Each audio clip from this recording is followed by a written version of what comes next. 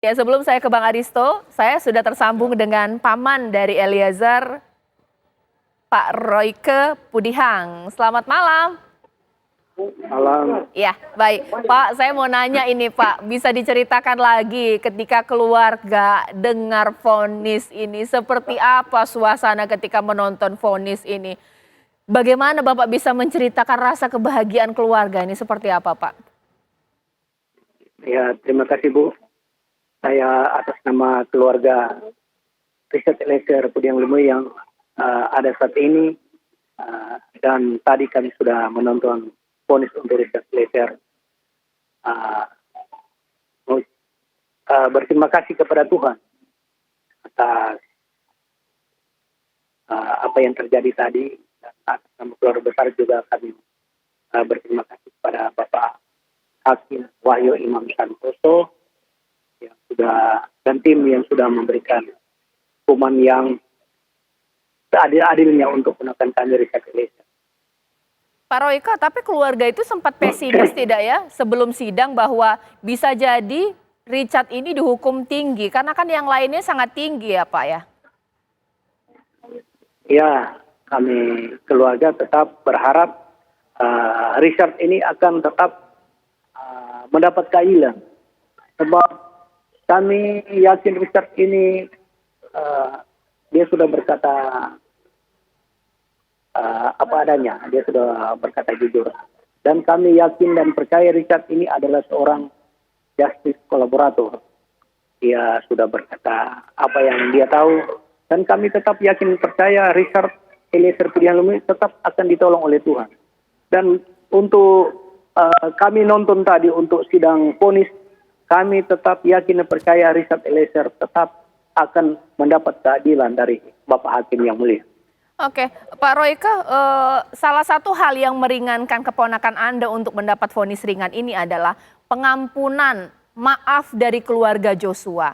Boleh kalau apa yang ingin disampaikan untuk keluarga Joshua, keluarga besar Joshua ini seperti apa? Ya, atas nama keluarga Saudara Richard Eliezer Pudiang Lumiu yang ada di Manado, kami berterima kasih atas permohonan maaf dari Richard Eliezer yang sudah diterima oleh keluarga besar di Jambi, dan tetap kami tetap memohon kiranya Tuhan selalu memberkati keluarga Brigadir Yosua, almarhum Brigadir Yosua yang di Jambi. Kami tetap meminta maaf sebesar-besarnya. Dari tahun lalu kami keluarga saya mewakili keluarga besar yang ada di Manado sudah pernah meminta maaf kepada Bapak Samuel Huta Barat dari bulan Agustus, saya ingat. Baik. Itu. Jadi terima kasih. Di sidang tadi kami lihat keluarga besar Brigadir Yosua sudah dapat memaafkan Brigadir Eliezer. Ya, Pak Royke, terima kasih atas waktunya. Salam untuk keluarga, mudah-mudahan sehat semua ya keluarga besar. Sekarang pemirsa, saya ingin ke Pak Manajer. Pak Manajer, ini kita paham bahwa posisi untuk menjadi justice collaborator memang sangat sulit. Ada konsekuensi nyawa yang dipertaruhkan di sini. Tapi Pak Manajer, lagi-lagi bahwa vonis ini juga terbelah dua ya, yang setuju dan tidak setuju. Ketika vonis ini dianggap ringan, baru banyak yang berkatakan ini karena vonis dari publik, pressure dari publik. Tanggapannya seperti apa Pak Manajer? Pertama saya kira kita tidak boleh melupakan sejarah ya. Kita tahu skenario pertama yang dibangun oleh kelompok Sambo itu tembak-menembak. 13 Juli yang lalu itu Brada ini datang ke kantor LPSK bersama pengacaranya PC. Membawa 2 LP dari Jakarta Selatan.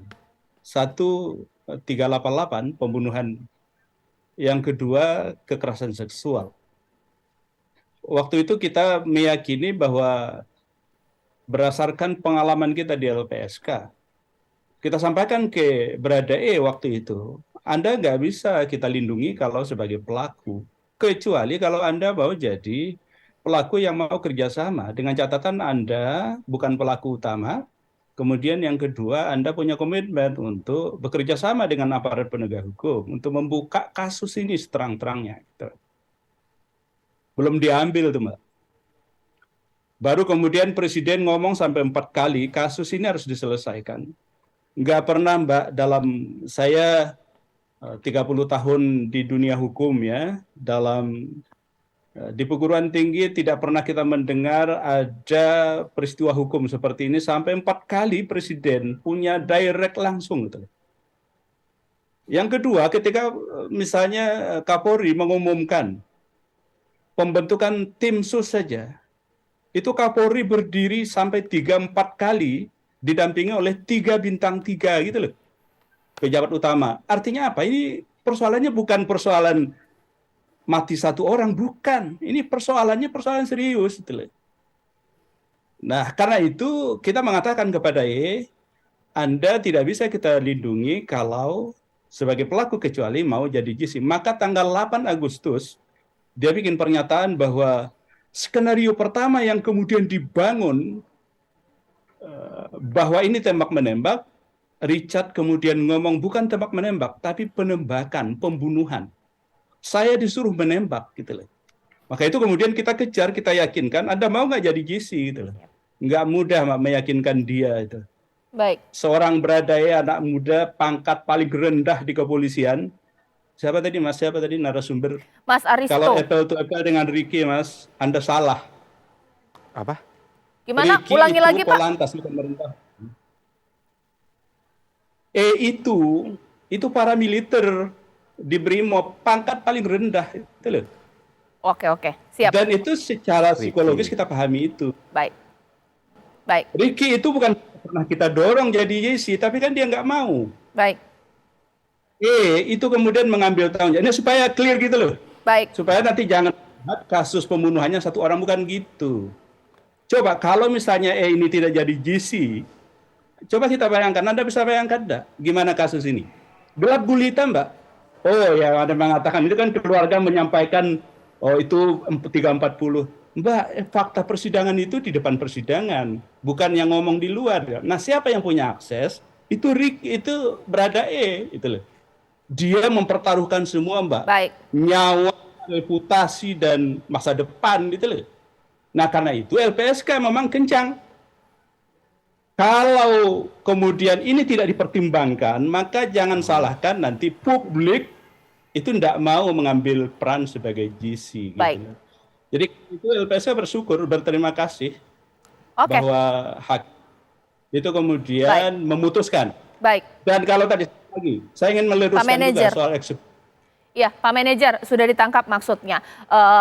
Nanti boleh dijawab poin itu, tapi boleh juga dijawab pertanyaan dari saya, karena ada juga sempat pertanyaan dari publik. Apakah jangan-jangan pressure publik kali ini memang mendapat perhatian dari hakim, karena kasus ini atensi nasional. Sementara pressure publik juga terjadi di daerah, belum tentu juga dipertimbangkan. Seperti apa, Mas Aristo? Gini, Mbak Caca, aku mau menanggapi dulu ya, Pak boleh. Manajer ya, Pak. Jadi pertama-tama memang kita apresiasi betul lah LPSK salah satu yang mendorong perkara ini. Jadi bukan saya nggak apresiasi bahwa justice collaborator itu harus didiskon dan saya setuju harus dipertimbangkan. Tapi ini kan kita berbicara substansinya tadi pertanyaannya adalah 1,5 tahun keringanan atau ketinggian.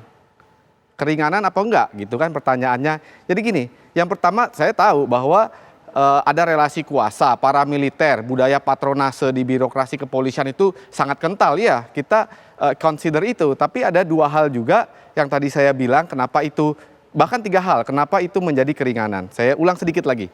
Pertama, tadi soal Ricky Rizal ya. Yang kedua, jangan lupa juga Baradae menjadi justice collaborator itu ketika perkara ini sebenarnya sudah agak mengemuka ke publik. Sudah ada perhatian publik. Jadi bukan lagi senyap, tiba-tiba dia yang ledakan.